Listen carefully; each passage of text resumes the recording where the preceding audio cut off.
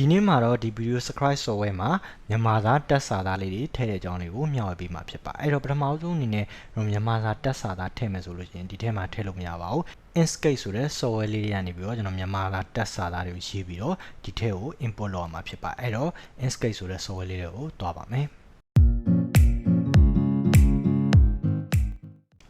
ဒီမှာကျွန်တော်ဖွင့်ပြီးသားဖြစ်တဲ့အတွက်ဒီကနေဖွင့်လိုက်မယ်ပြီးရင်ဒီမှာဆိုလို့ရှိရင် create and edit text object ဆိုတဲ့ A ပုံစံ icon လေးရှိပါတယ်ဒီ icon လေးကိုနှိပ်ပြီးတော့တက်စာသားတွေကိုကျွန်တော်တို့ကရေးရမှာဖြစ်ပါတယ်ပြီးရင်စာရွက်ဖြူလေးပေါ်မှာ click ချလိုက်ပါမယ်စာလေးတစ်ခုကျွန်တော်ရိုက်လိုက်မယ်နော်ဒီမှာကျွန်တော်က RGB color မှာဒီရောင်လေးကမှိန်ထားဖြစ်တဲ့အတွက်ရောင်တိတ်မပေါ်နော်ဒီမှာကနေရိုက်လိုက်မယ်ဒီကောင်းလားအဲဒါရင်တော့စာလေးရိုက်ပြီးတော့ရင်ဒီစာလေးအကုန်လုံးကိုဆက်လက်မှတ်လိုက်ပြီးရင်ဒီမှာ path ဆိုတာရှိရနော် path ဆိုတာလေးကိုနှိပ်လိုက်မယ်ဆိုလို့ရှိရင် object to path ဆိုတာလေးကိုနှိပ်ပေးရမှာဖြစ်ပါတယ် object to path လုပ်ပြီးပြီဆိုလို့ရှိရင်နောက်တစ်ဆင့်အနေနဲ့ဒီစလုံးလေးပေါ်မှာ right click နှိပ်ရပါမယ်ပြီးရင် undo ဆိုတာလေးကိုလုပ်ပေးရပါမယ်ဒါဆိုလို့ရှိရင်ကျွန်တော်တို့စလုံးရေးတာပြီးသွားပါပြီဒီ file လေးကိုကျွန်တော်တို့ save ပေးရမှာဖြစ်ပါတယ်အဲ့တော့ file ကို save ဖို့အတွက်ဒီ file ထဲကိုသွားပါမယ် save ထဲကနေဝင်ပြီးတော့ save ရမှာဖြစ်ပါတယ်အဲ့တော့ save ကိုနှိပ်လိုက်မယ်နော် desktop ပေါ်မှာပဲ save လိုက်မယ်ဒီ file လေးကို test1 ဆိုပြီးတော့ name ပေးလိုက်ပါမယ်ပြီးရင်ဒီ file type မှာဆိုလို့ရှိရင် Inkscape SVG နဲ့လည်း save လို့ရတယ်ဒီမှာရှိတဲ့ optimize SVG ဆိုပြီးတော့လည်း save လို့ရပါတယ်เนาะ SVG file ဆိုလို့ရှိရင် save လို့ရတယ်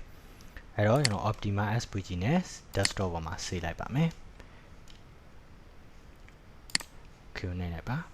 save ပြီးသွားပြီဆိုလို့ရှိရင်ကျွန်တော်တို့ save ထားတဲ့ file လေးက desktop ပေါ်မှာရှိမရှိသွားကြည့်ပါเนาะဒါဆိုလို့ရှိရင်ခုန save ထားတဲ့ဒီ file လေးက desktop ပေါ်မှာရောက်လာပြီအဲ့တော့အဲ့ file လေးကိုကျွန်တော်တို့ရဲ့ Videoscribe software ထဲမှာ import လုပ်ပြီးတော့ထည့်ပါမယ်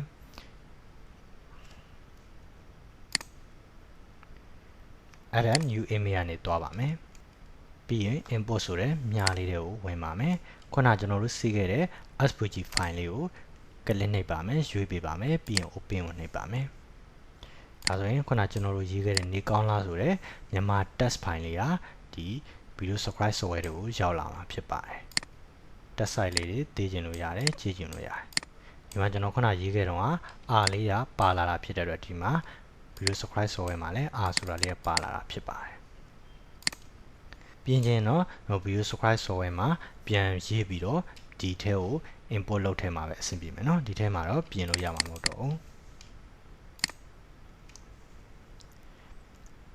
ဒီနည်းလေးတိုင်းပဲအခြားကျွန်တော်တို့ရေးချင်တဲ့ text တွေကိုဒီ Videoscribe software လေးကိုထည့်ဖို့အတွက် Inkscape ထဲမှာအရင်ဆုံးရေးမယ်ရေးပြီးတော့ကျွန်တော်တို့ patch ထဲကနေပြီးတော့မှ object to patch ကိုနှိပ်မယ်ပြီးရင်နောက်တစ်ဆင့်အနေနဲ့ ungroup လုပ်မယ် ungroup လုပ်ပြီးတော့ file ကို save မှာဖြစ်ပါတယ် svg file type နဲ့ save မယ်ပြီးရင်ဒီထဲမှာ import လာထည့်မှာဖြစ်ပါတယ်ဒီနည်းလေးနဲ့မြန်မာစာ text file တွေကို Videoscribe software ထဲမှာထည့်သွင်းလို့ရမှာဖြစ်ပါတယ်အားလုံးကိုကျေးဇူးတင်ပါတယ်